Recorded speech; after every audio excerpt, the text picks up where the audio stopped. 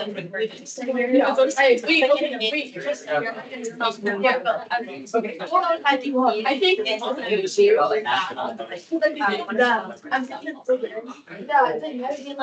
was scared it's just like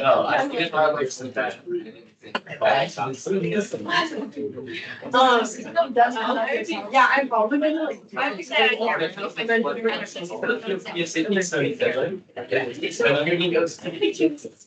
Let's continue working through our quiz review packet. So we'll have all class period today, all class period on Monday, and then your quiz will be on Tuesday. I'll have a help session Monday morning. If you want to come in, go over any questions, or if you're working through packet, I can come up with some additional problems as well. So, but yeah, we're going to just work through packet, and hopefully, yeah, I think we get through most, if not all of it, between today and Monday. Okay. So number one, just as a recap, mean value theorem. We have to ensure that our graph is continuous and differentiable. Continuous with brackets, differentiable with parentheses. You're going to find the slope between the endpoints, and then you're going to set that slope value equal to the derivative and solve for x. And when you solve for x, you want to make sure that whatever x value you get needs to land between the two endpoints. If it's on the endpoint, it's not in the interval. If it's outside the interval, obviously it's not inside as well.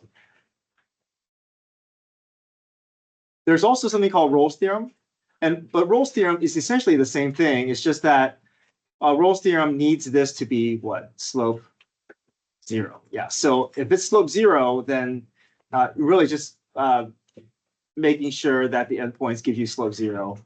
So mean value theorem can be any slope. Can be slope 0, can be slope 5, can be slope 10, slope -15. But Rolle's theorem is specifically for slope 0. So that's the only distinction. We just have a special name for when the average slope between the endpoints is 0.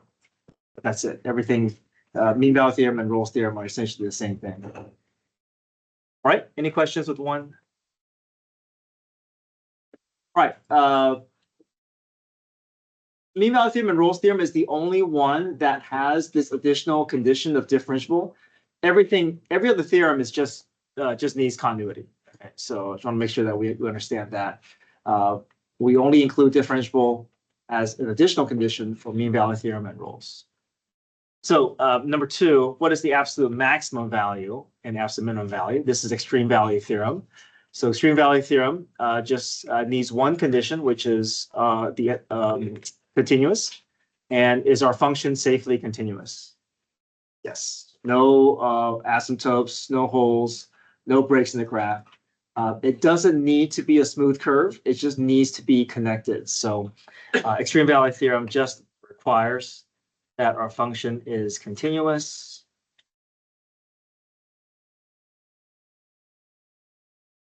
Some students include the differentiable condition as well, and that's not correct. Okay, so extreme value theorem, in fact, every theorem is just continuous, and only mean value theorem and Rolle's has an additional condition.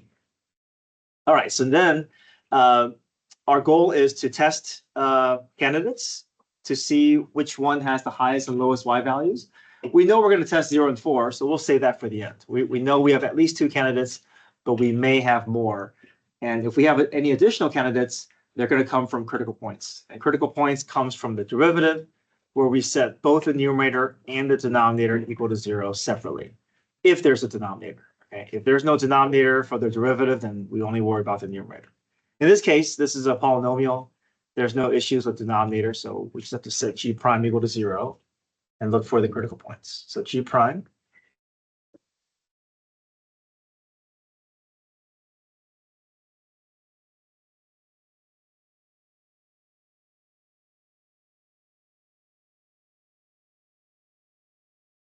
factor of 3 out.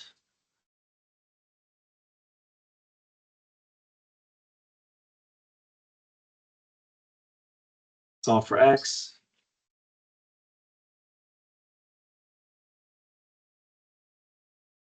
All right, we have 2 additional candidates to consider. are both going to be valid though for us?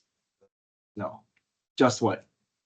Just 2, yeah. So we're always paying attention to our interval. If anything is outside the interval, it's not part of our problem. So -2 is out. 2 is safe, so we're going to include 2. Is it possible that we don't get any critical points to test? Yes, and that's okay. If nothing is valid, then you still have you always have 2 candidates, but you may or may not have more than 2, depending on what U prime gives you. So in this case, 2 is valid. So we'll test 0, 2, and 4. They all get inserted back into the original function. And we're just simply comparing the y values. Whatever has the highest y value is your absolute max. Whatever is your lowest y value is your absolute. Okay, try that. You can use your calculator.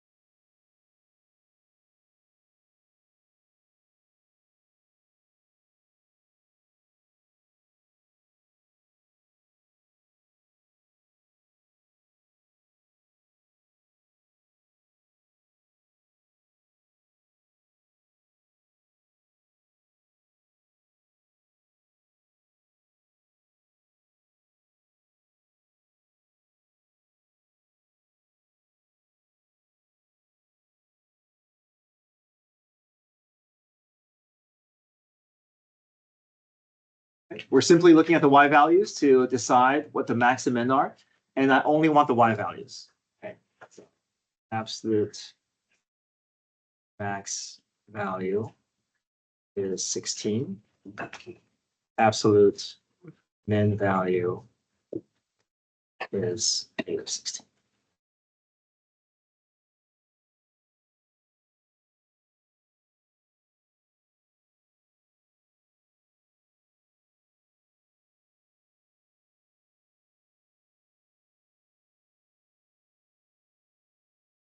All right, intervals of concavity. I also want to, you can also give me the x value for POI as well. And your justifications. So our strategy here is, if we're asking for concavity, that comes from the second derivative. So we find f double prime, set that double prime equal to 0, find your critical points, populate your concavity sign line, test your intervals.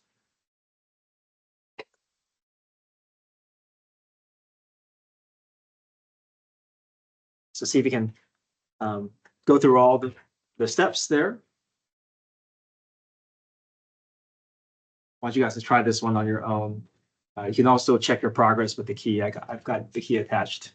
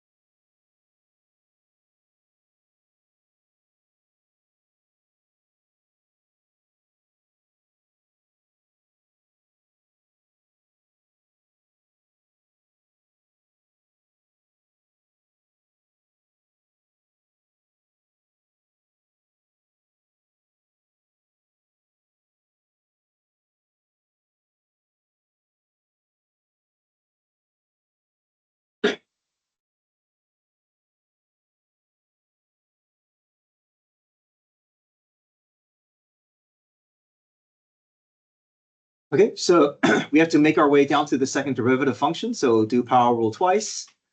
Once you find your second derivative function, set equal to 0, factor out your GCF. Continue factoring, I get -3 and 1. They go onto my second derivative sign line.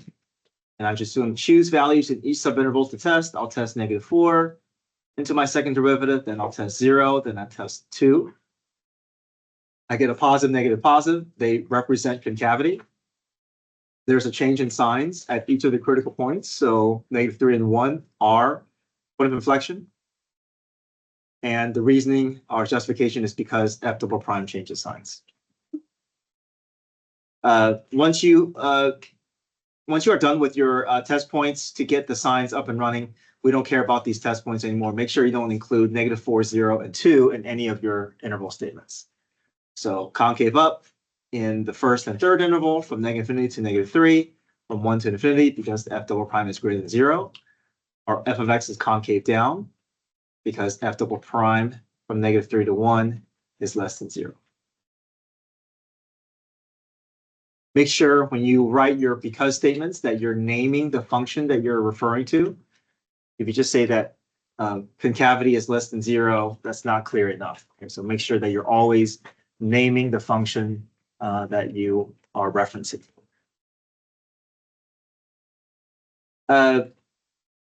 If for some reason I were to ask you the ordered pair of the point of inflection, how would you find that? To the original, yeah. So the original will always give you the physical location on the graph.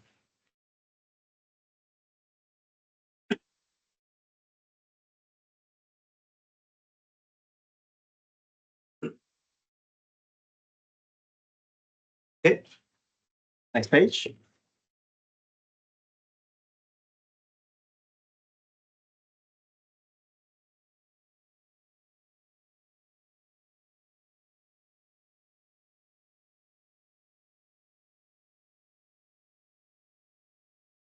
Okay, so we've been practicing this a couple days ago, where you're given the derivative graph and you're asked to create the f prime sign line, f double prime sign line, and then write out all your because statements, and then being able to sketch your f of x and f double prime graph. Sorry.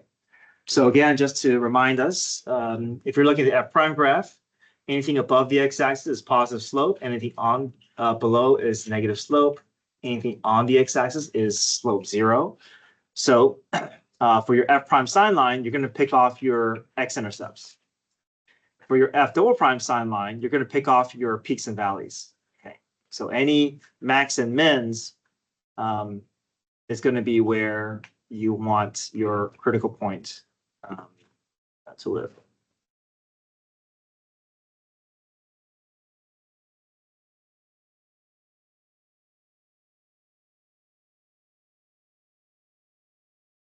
Because your max and mins will be where your point of inflections are going to be. Okay, let's try those steps.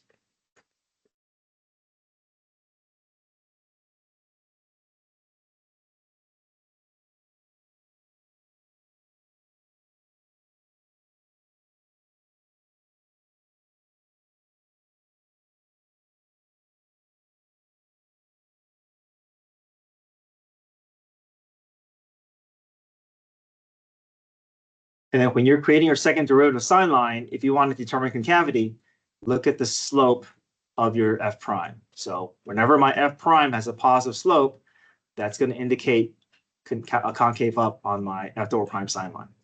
If my f prime is a negative slope, that's going to indicate concave down on my f double prime sign line.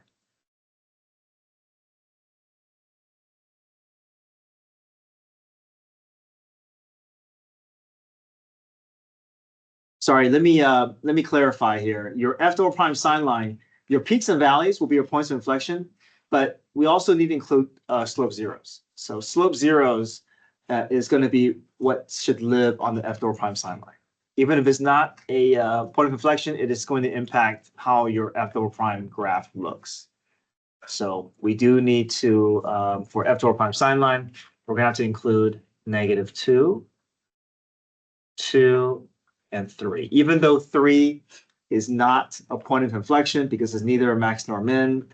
It is a slope 0, and it is going to impact how your F double prime graph looks.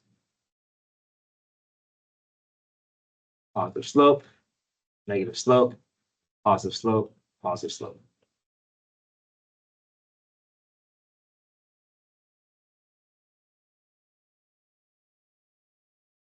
Below the x-axis, above the x-axis, below the x-axis, above the x-axis.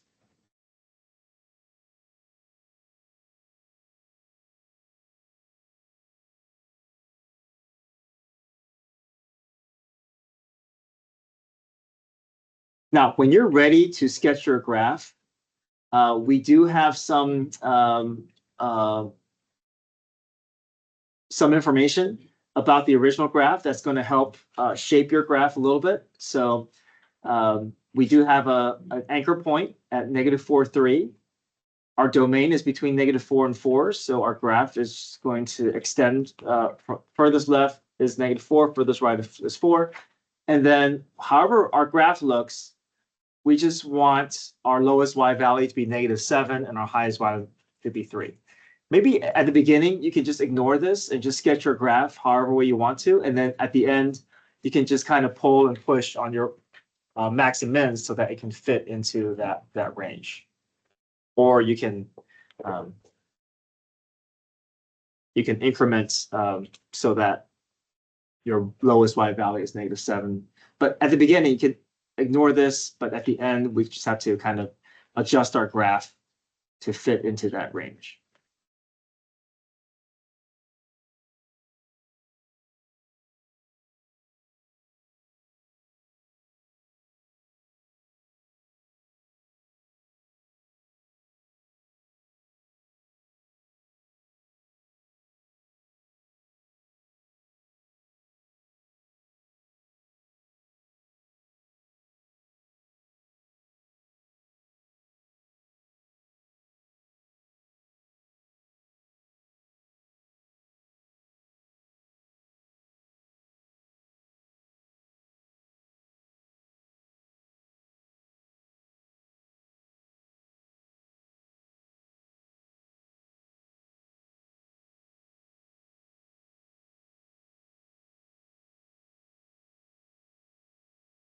Remember, when you sketch your f of x graph, you're purely basing it off of your slope sine line. Don't look at your derivative graph.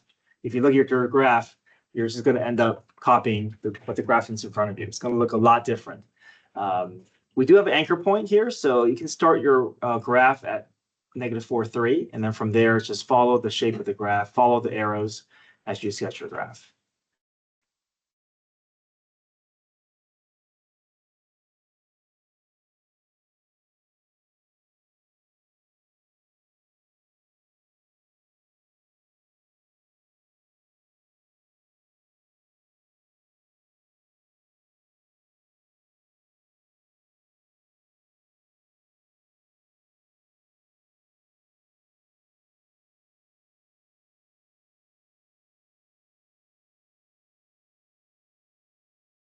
Sorry.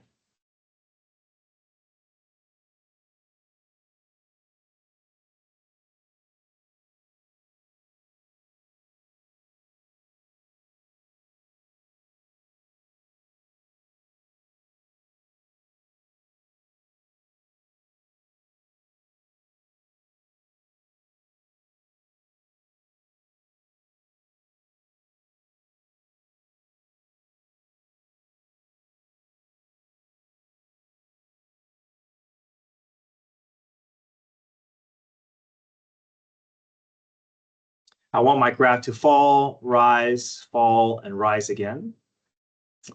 Point of inflection at -2,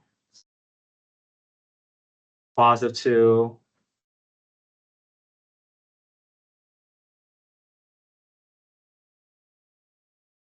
and at 3.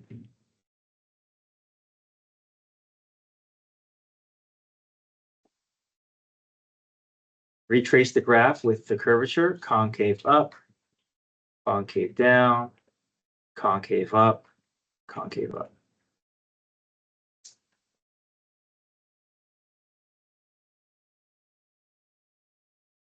I want my lowest y value to be -7. I want my highest y value to be 3. So just want to make sure that that lines up.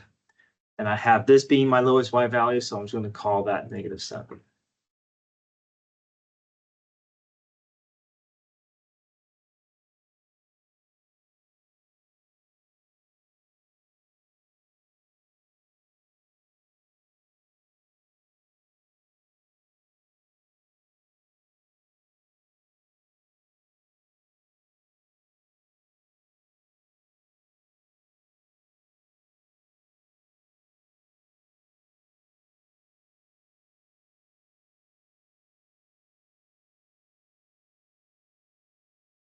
Start above, end up below, above, and above. So this one, I'm going to have to bounce off of 3 because it's going to be above, hit the x-intercept, and go back to being above the x-axis.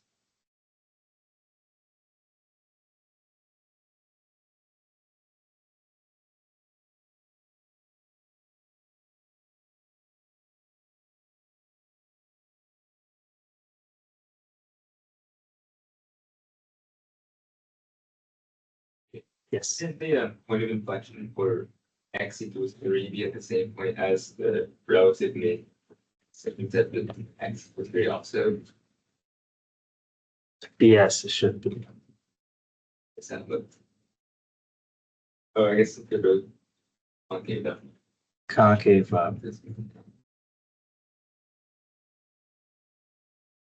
Yeah, concave up, concave up. Yeah. So it's just going to just be a, yeah, sorry.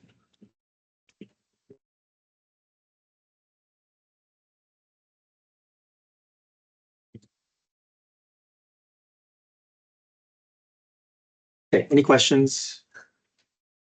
With graphing. Second derivative test. I know we haven't gone through this as much, but second derivative test is finding max and mins using the second derivative function. So the steps are this. We're going to find our critical points from f prime.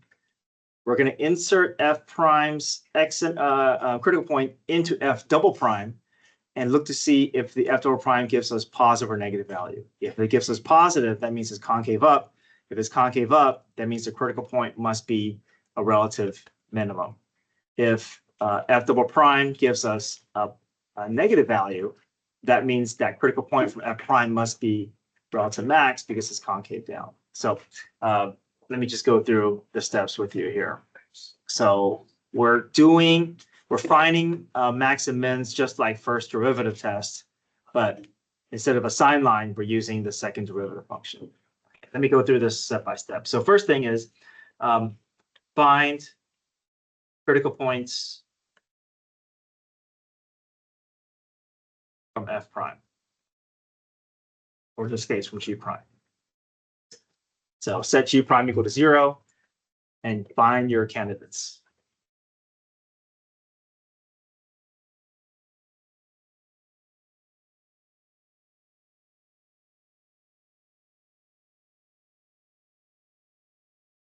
So initially, it's going to feel the same as first derivative test. You're going to find your critical points from the same place, but instead of a sign line, we're doing a different process after that.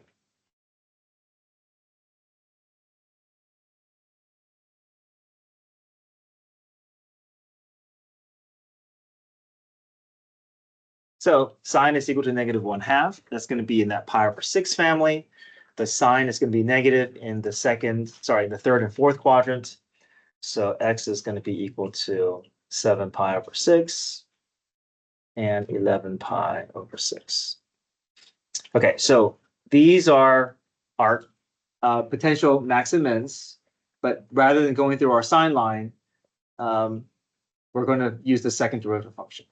Okay, so we'll come back to these points.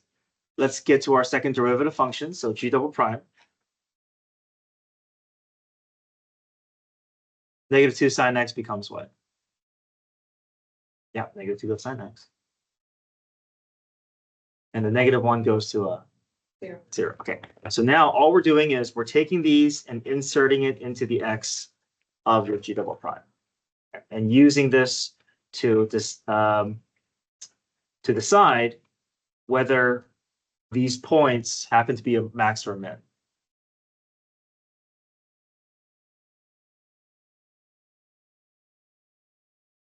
Okay, we don't have to really care about what the values give us. We only care about whether it's positive or negative. So cosine in the third quadrant is what? Negative times negative is positive. So positive second derivative means concave what? Up. So concave up looks like this. So if I'm pairing a slope 0 with concave up, I must be looking at a what? A relative what? Yeah. So that's our conclusion. Relative minimum at x equals 7 pi over 6. We could confirm this with the first derivative test, but we're using this process to reach our conclusion. Okay, so g double prime of 11 pi over 6.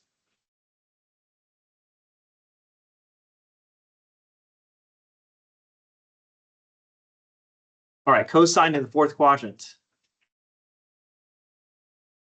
Positive times negative is, so less than 0. Less than 0 means concave.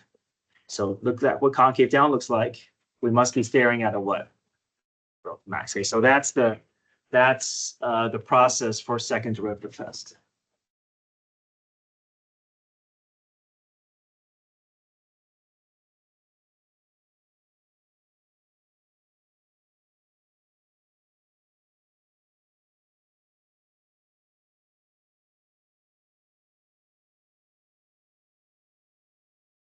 Let me just show you another variation of how, especially on the AP exam, this is how they would ask you to apply second derivative test.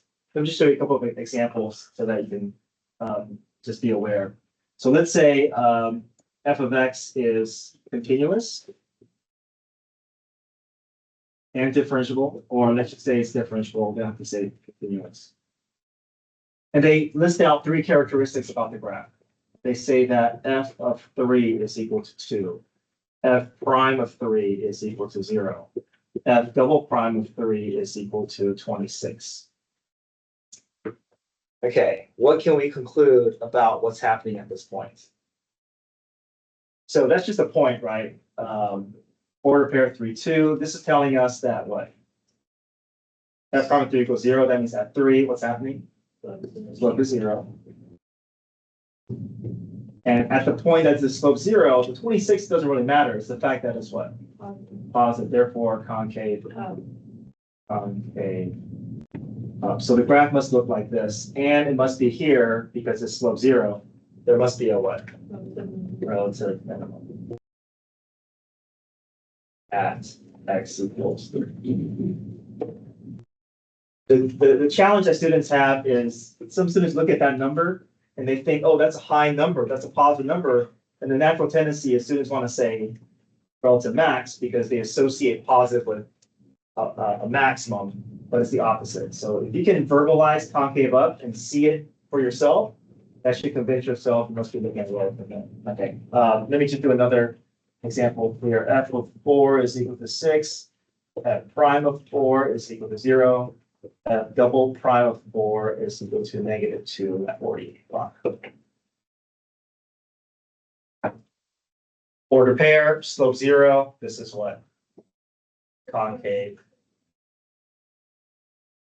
down. Concave down looks like this. We must be what? Looking at a relative max.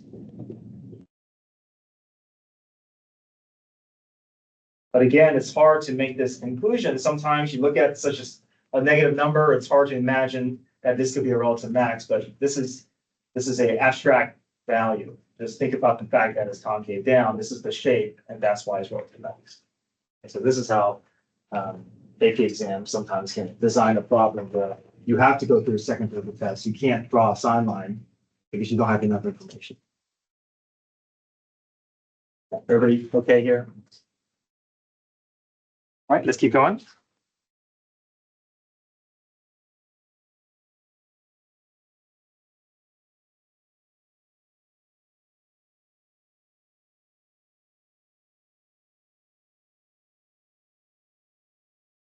Right, number 6, the graph of f is shown. So this graph is exactly as you see it. So that there's a relative max here.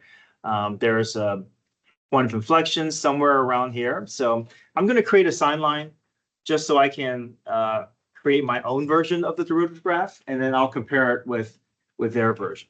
So this is my version. My version is that for my f prime sine line, I know I can see a relative max. I'm just going to just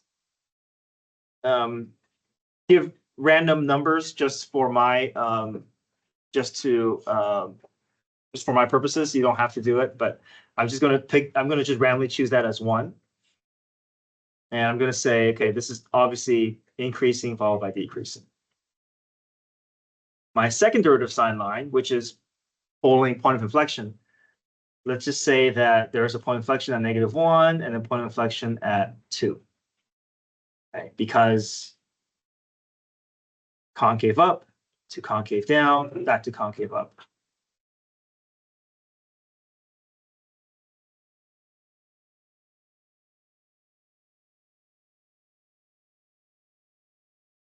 So if I want to create my own version of my f prime graph, I want a max at 1, which means that there must be an x-intercept there. I want my graph to start off above the x-axis.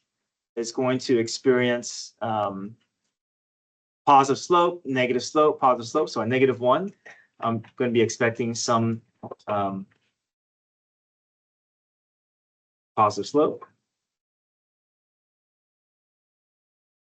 And then at 2, I'm expecting negative to positive. So I'm expecting a positive slope, relative min there. So my graph will probably look something like this. And if I can create my own version of the graph, then it's a lot easier to eliminate the ones that are obviously not going to fit.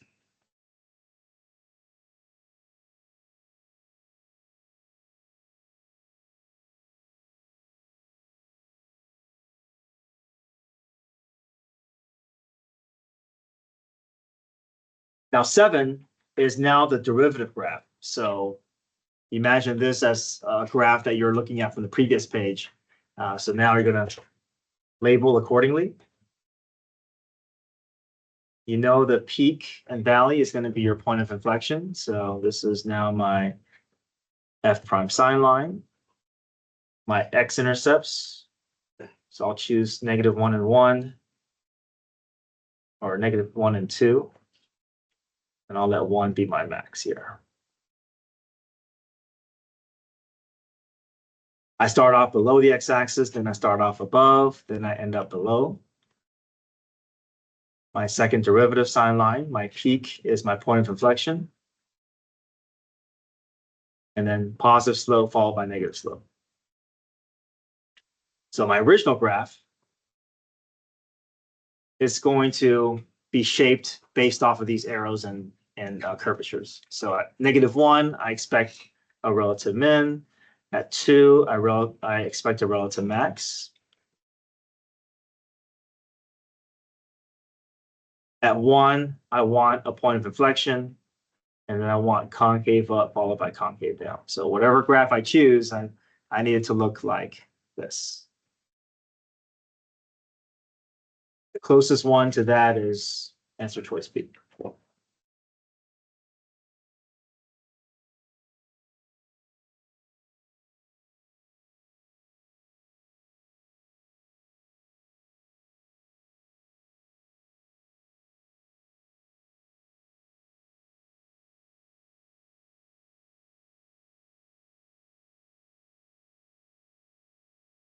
Okay, number 8.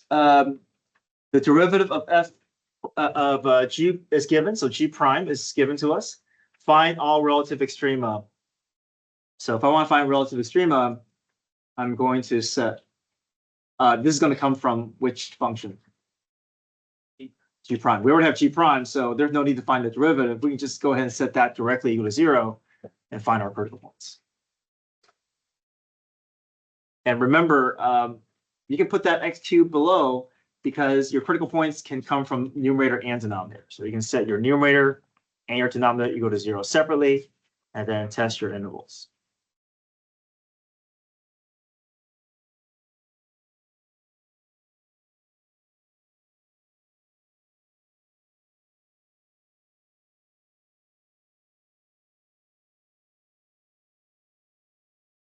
And this is our restriction. X is greater than 0. So when you create your sign line, you're not going to go into the negative region. You're going to start at 0 and move to the right.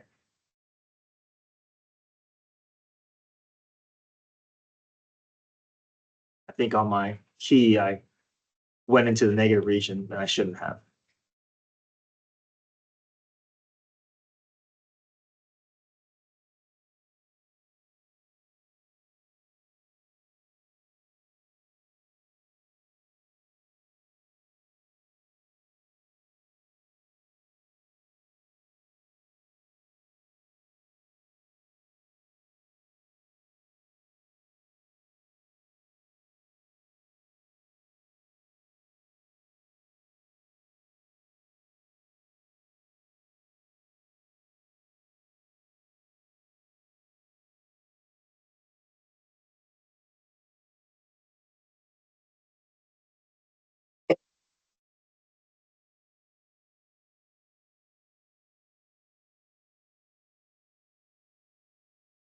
After this, let's do the optimization problem involving the box, since that's what you're going to see on the quiz. And I just feel like we haven't had as much practice with that since we only started that yesterday. So we'll definitely, let's do an optimization problem today, and then on Monday I'll print out another one for us to try, so that you can be comfortable with that problem. So we set the numerator equal to 0, denominator equal to 0, x equals 0. That's a critical point, but it's also an endpoint for us. It's really only 5 we have to be concerned about, since we're not going to look at anything to the left of 0. If I plug 1 in, I get positive. I get 6 in, I get negative. There is a relative max, since g prime changes from positive to negative. Okay, let's flip over and do the box problem for optimization. So number 11, top of the page.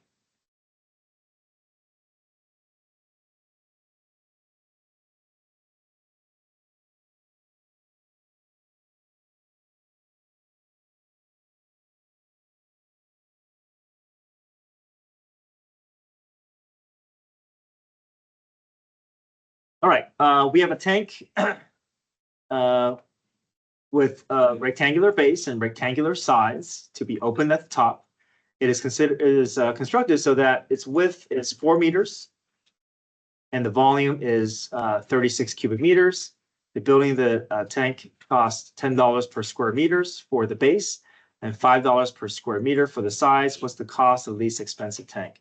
So we're always paying for the material. So your cost is going to be related to your surface area.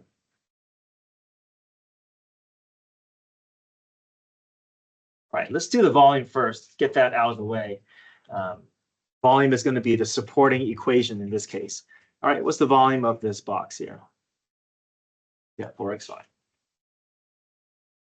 And what do you know about the volume? Yeah, so we can just set that off to the side, and we can come back to it when we have the cost equation and we want to make our substitution. So this is our supporting equation. Let's build the surface area first, and then we can put the cost amount into each of the sides here. So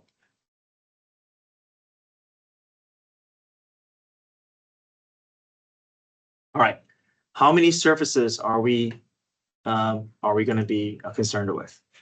5, because open at the top. So there's nothing nothing covering the top, so we don't have to pay for any material for the top.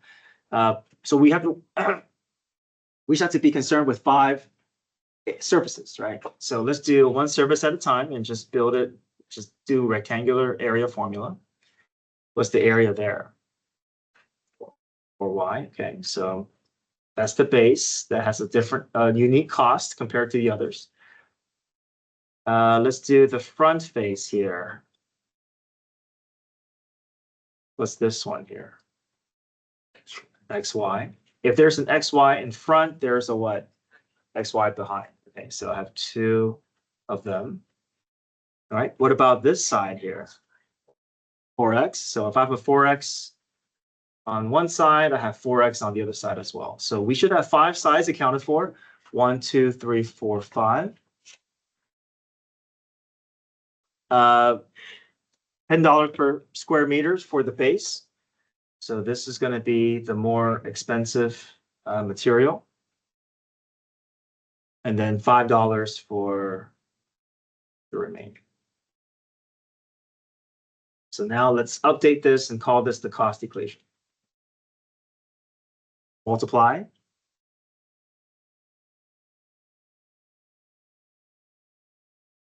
And this we have to split up, right? There's going to be 2xy times 5,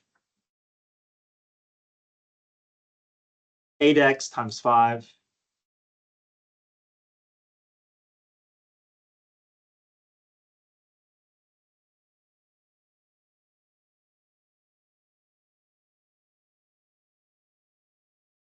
Okay. Any questions here? Okay, we have to get this down to one variable. Is it easier to solve for one than the other? Not really. So I'm gonna, if it's the same, I typically like to get rid of the y variable. But if you solve for x in terms of y, there's no issue. But I'm gonna target the y if everything is the same. So I'm going to solve for y.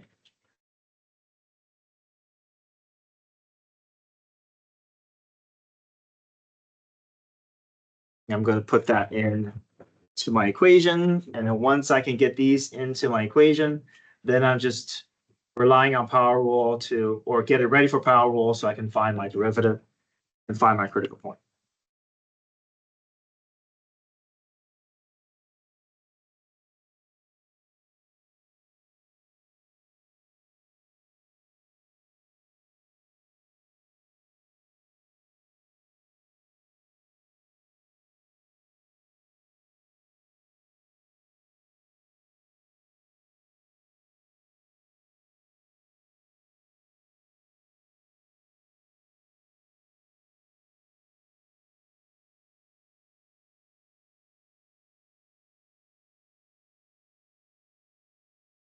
Okay, this is where we want to be before we jump into our derivative step.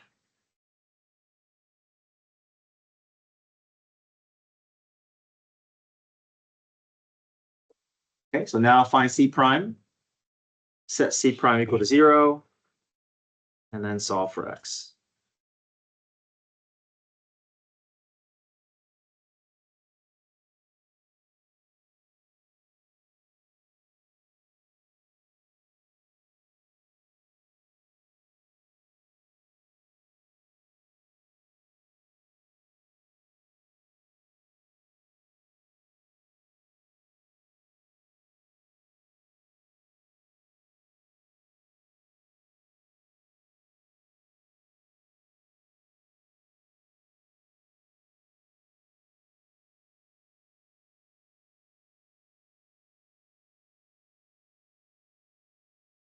Now, once you solve for x, make sure you reread the problem and decide what they're ultimately looking for.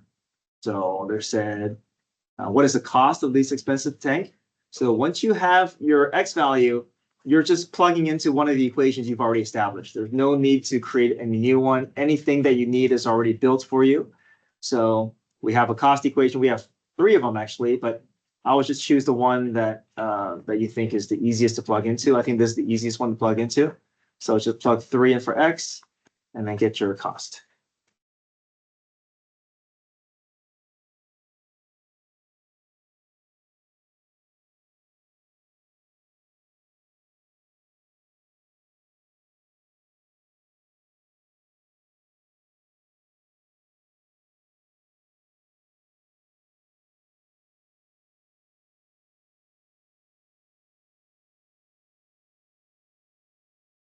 I'll come up with another one of these for us to practice on Monday, so we can just get more comfortable with it. Let's go back to the previous page and try number 9.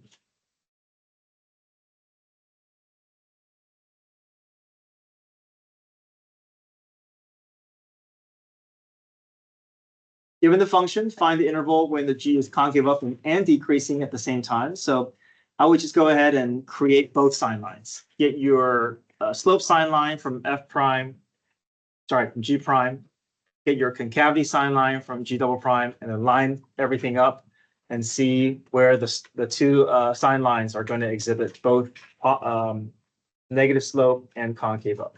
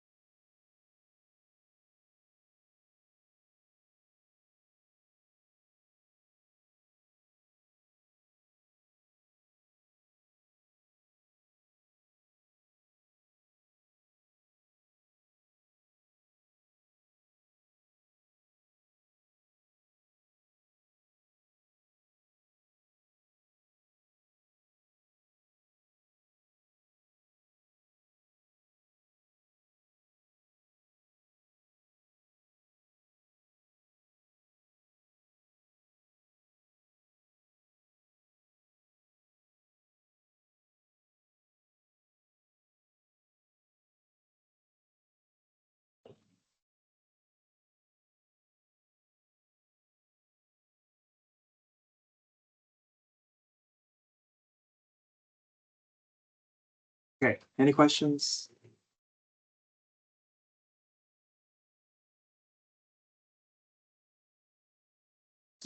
Okay, so your quiz on Tuesday, will be one extreme value theorem, one mean value theorem, one where you have to something like this, where you have to use first and second derivative sine lines to gather information about slope or concavity, one optimization problem, one derivative graph where you have to gather all the data and a graph your f of x, f double prime. So yeah, that's going to be your quiz. So we're going to run out of some problems to do on Monday. So I'm going to print out some additional problems for us to work on Monday. If you need additional support, I'll be available Monday morning. If you want to come in, we can work through some additional problems as well. Okay. Yeah, Monday we'll continue working on the review, so no homework. Okay.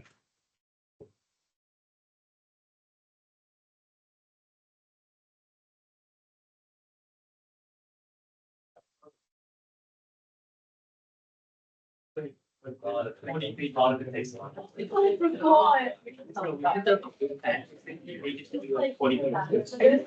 we did.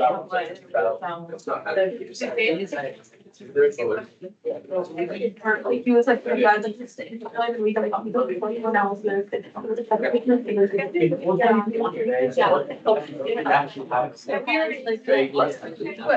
Like sizes and then you're.